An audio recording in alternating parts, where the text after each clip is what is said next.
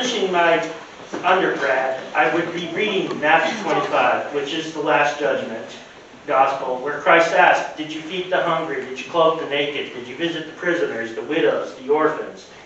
And I would be looking at that icon, and I'm like, man, I do not have an answer for this. This is not a good thing. You know, before I die, I better come up with something. And I would be seeing people on Facebook begging from Africa all the time. And I was like, man, I'd really love to be able to help you, but I don't know you. And everybody here has heard of the Nigerian scammers and, you know, just on and on and on. So how do you trust and how do you know who you can help, but still give yourself to fulfilling the Great Commission that we read about in the Gospel at the baptism today? Go ye therefore and make me disciples of all nations. And eventually, in my time there, I saw another missionary that had gone to Africa, and they had visited a mission that I had seen begging, not for money on Facebook. And I was like, okay, cool. Now I know you're real. I know you're legitimate. I can actually go help you. And so the next question was like, what do I do? You know, I'm a monk. Yeah, I don't have a lot of money. I'm a college student and a monk, so that's like double broke. And so I was just thinking, okay, what do I do? How do I help? How do I come up with the answer to Christ's question at the Last Judgment? Did I feed the hungry? Did I clothe the naked? You know, and eventually it came to me as I was sitting in front of my computer. I'm like, duh, I have a very nice computer. I have very good internet connection. I can help tell the story. I can help this mission reach out to other people who do have the financial means to help and can make a bigger difference in their life in helping build the community.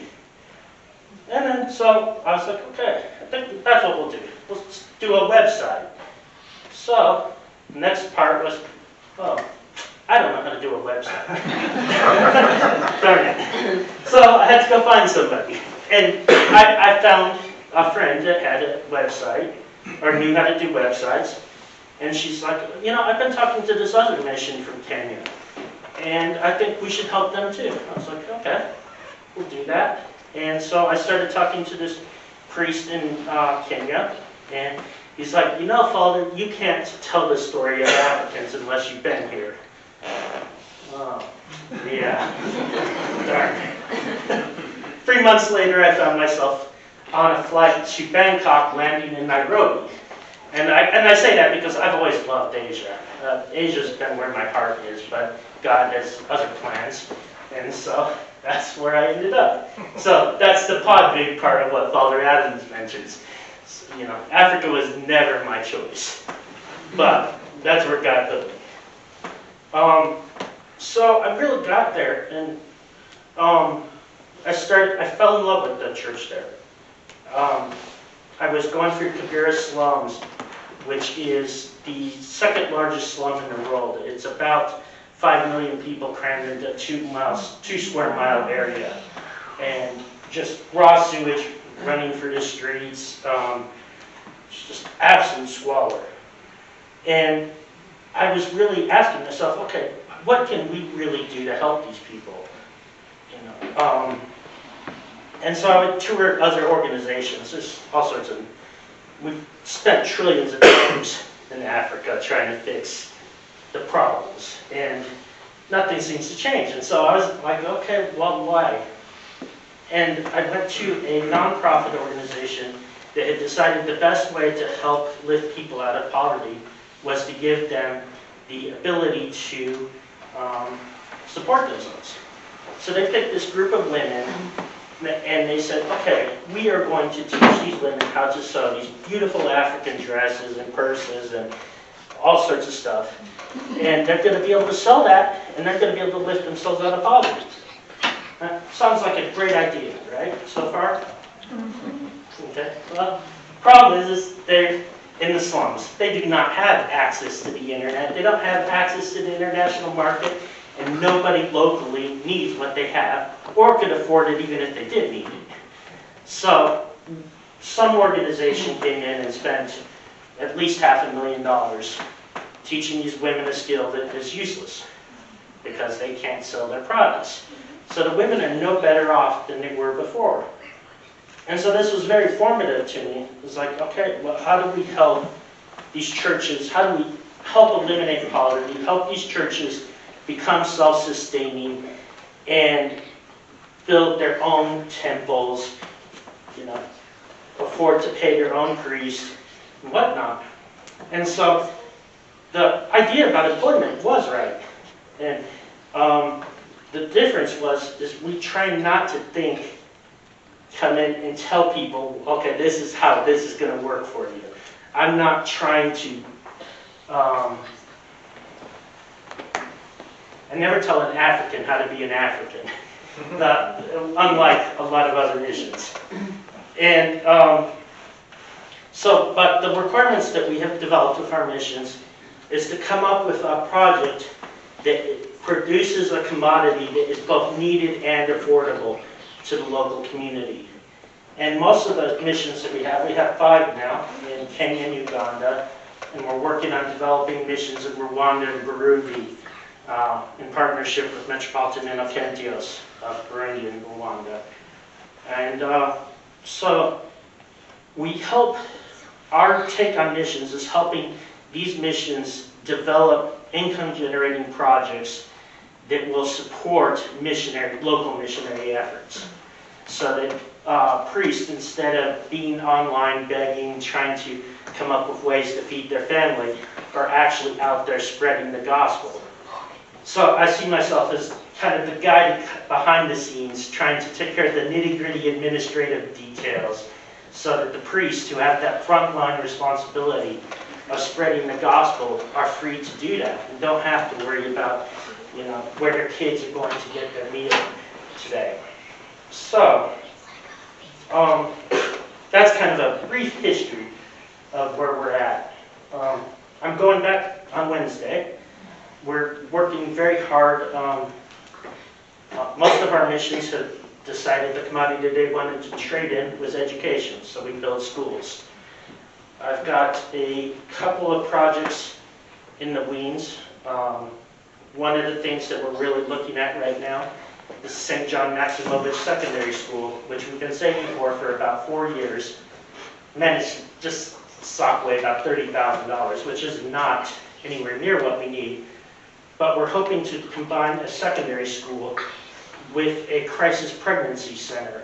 Because one of the big problems that we have is young women having kids, having to drop out of school to either take care of their kids or not being able, or having to give up their kids so that they can finish school, take care of themselves, whatnot. And so this is the latest project that we're trying to do, is try to help maintain the family, keep the family together, and allow these young women to continue their education and hopefully break the chains of, or the cycle of poverty in the next generation. Let's see. Trying to do Rwanda and Burundi. Rwanda and Burundi are very difficult because of government regulations. We can't have a priest that just shows up with a suitcase with his vestments and antimons and say, okay, let's serve liturgy under the tree over here and build up a community. They have to have a temple in place that's constructed to specific standards. So, where in America, like your mission in Culpeper, you start with a group of people. That group of people builds up, and then eventually they have enough money to build the temple, and you can go on. But here we have to go in the exact opposite. Somehow we have to get the money for the temple, and then go out there and get the people. So that makes things complicated. That's one of the things I'll be working on this next year. And then probably the most exciting thing right now is I will be speaking at the Orthodox Christian Youth Network Young Adult Group December 9th through the 12th. That's what I'm going over here for this next time. And it's in central Uganda. And we are bringing all the young adults together from Kenya, Uganda, and Rwanda's actually got political issues now, so we can't do that this year. But eventually, we're trying to inculcate all the young adults there with this self-sustaining ethos, so that people, they do not feel dependent on the Greeks or the Americans or the Russians or something like that. So we want to build a solid African Orthodox church. So that's kind of an overview, and it's kind of a little bit over around the world. Is there any questions? Maybe I could clarify some places where I might have left off. I'm trying not to keep you guys very long, so I'm running at 100 miles an hour. Do you work with Bishop Neokipos? No. I've met with him, but no. Okay. We are not working with his guys. I was working with Bishop Athanasius prior to his draft. Okay. And then we got Archbishop Makarios is the bishop of most of our missions in Kenya. And Bishop St. Barnabas is Archbishop Makarios in Nairobi. Okay. And then we've got Bishop Marcos at Kisumu. Uganda's influx again. Did you work with Metropolitan Jonah before that? Yes, yeah. And also we have one ROCOR mission, the only ROCOR or Russian church in sub-Saharan Africa on Bakassa Island, which is a tropical paradise. And come up with some money, I'll send you out there for vacation. And I'd be very glad to see you. We're actually trying to turn that the way they want to turn that into a self-sustaining mission, and to be able to support priests in the future is ecotourism. It's an equatorial island. It's a tropical paradise. I picture waking up with the monkeys and just reaching out of your hammock and grabbing any fruit you could possibly want. It's as close to Eden as I've come. So that's one of the things. Hopefully, I'm trying to get. I have to fly over to Ukraine and talk to a bunch of a youth group there. I'm trying to get them to take it over, but yeah, so what's the gospel say? The fields are ripe for harvest and the laborers are few. Right. When you go to Europe, you go for Orthodox Africa as well, right? To get support. Yeah. So. Yeah, I've got presentations to do Romania and Ukraine so far this year, maybe Georgia. We're working on that. I need to figure out an excuse to go with you to Georgia. I have a comment. Yes. Has anyone ever told you you look like St. John Maximovich? Definitely not. But St. Ephraim of Neomakri over there, I was at his relics, and they've got an icon there of his relics that I took a picture of, and everybody's like, "Oh, you two look alike." But I don't know why. Do you know Deacon John Gresham? Yeah, I've met him a couple of times, but I don't know him real well. Okay, I think he's been to Africa once, but he's very interested in promoting missions there as well. Yeah, we're we're kind of the redheaded stepchild of missions organizations. That kind of just goes with my personality, but we're really just focusing on. We want to stand up the local clergy. We don't want to see this dependency. And part of this is coming at it as I am, as a social worker. Yeah. I want to empower the local people to take care of themselves. I don't want to see them, God willing, someday before I die, I'll be able to scroll all the way through Facebook and not see a single African priest begging for me. Probably never done that, but that's the goal, Father, what is the best way to give to Orthodox Africa? How do we? You can always. I've got postcards over here. I'll be passing it out. Actually, at Trapeza, we'll do that. Okay. Got postcards. You can look us up on Facebook, on our website. If you want to make donations now, I can take them. Whatever. Checks are made to Orthodox Africa. But don't spend all your money. Because the other thing, Father Adam invited a burglar through the front door. Except I'll just be transparent about that. I got a lot of books back there for the monastery, and I'd like to take a lot of books, or I would like to not take any books home.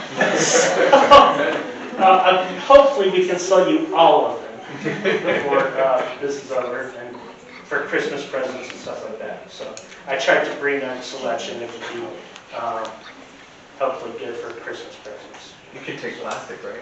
Yes. Do you have a credit card reader? Any other questions? No, I went real fast. So. Thank you, Father. Thank you. Don't forget to make